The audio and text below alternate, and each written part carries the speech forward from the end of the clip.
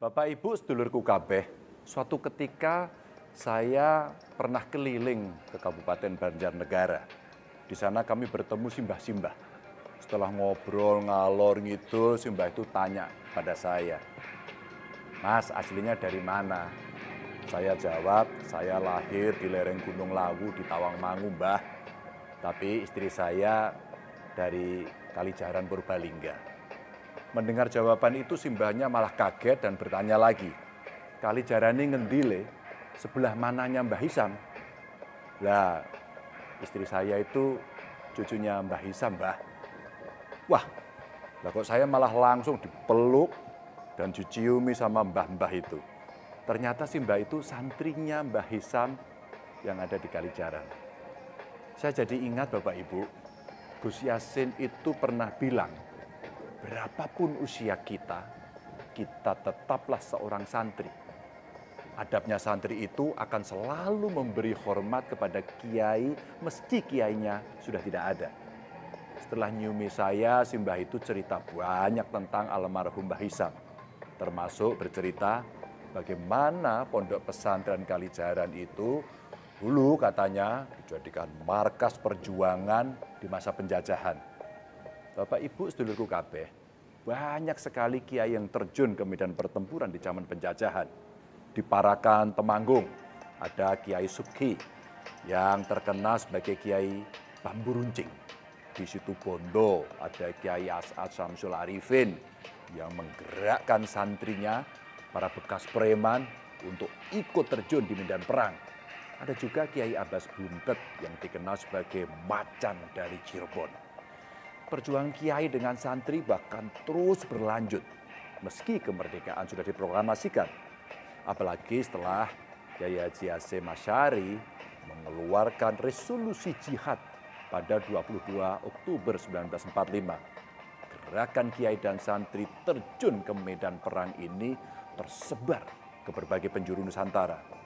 Jadi Bapak Ibu sedulurku kabeh, tanpa mengurangi rasa hormat saya kepada kelompok atau komunitas lain, memang sudah semestinya negara memberikan penghargaan setinggi-tingginya kepada para santri, kepada para ulama, dengan menganugerahkan satu hari khusus untuk diperingati sebagai Hari Santri. Mereka bukan angkatan perang, tapi berani terjun ke medan perang. Kita tidak tahu berapa puluh ribu santri yang gugur untuk merebut dan mempertahankan kemerdekaan. Tapi Bapak Ibu sedulurku kabeh, saya berharap pemberian penghargaan itu tidak membuat terlena para santri di seluruh negeri. Saya menganggap resolusi jihad yang dikumandangkan Kiai Hasyim Asy'ari masih berlaku hingga kini. Jihad mempertahankan NKRI yang diserukan kepada para santri akan tetap berlaku sampai kapanpun. Mungkin ada benarnya yang disampaikan Bung Karno bahwa peperangan yang kita hadapi akan lebih berat karena harus berhadapan dengan bangsa sendiri. Buktinya ada sebagian dari kita menebar teror di mana-mana, menyebar hoaks dan ketakutan kapan saja, memusuhi bahkan menyerang saudara sendiri. Sentimen kelompok bahkan agama dijadikan senjata. Jika keadaan sudah seperti ini, maka pasukan ampuh yang bisa mengatasi salah satunya adalah santri. Jika kelompok penebar teror bertindak mengatasnamakan ajaran agama, maka para santrilah yang bisa meluruskan pemahaman agama mereka. Jika ada kelompok yang menebar hoaks, yang korup, pemakai narkoba, maka santrilah yang bisa mendampingi masyarakat memberi pembelajaran yang benar. Karena santrilah yang punya pemahaman agama lebih mendalam. Sebagai contoh saja, ketika saya nengok pondok keluarga di Kalijaran, terlihat betul betapa padat dan khidmatnya para santri itu ngaji. Bismillahi, kelawan nyebut asmane Allah. Ar-Rahmani, kang paring welas asih ing donya lan akhirat. Ar-Rahimi, tur kang paring welas asih ing akhirat bloko. Lah ya, begitu detailnya para santri ketika ngaji.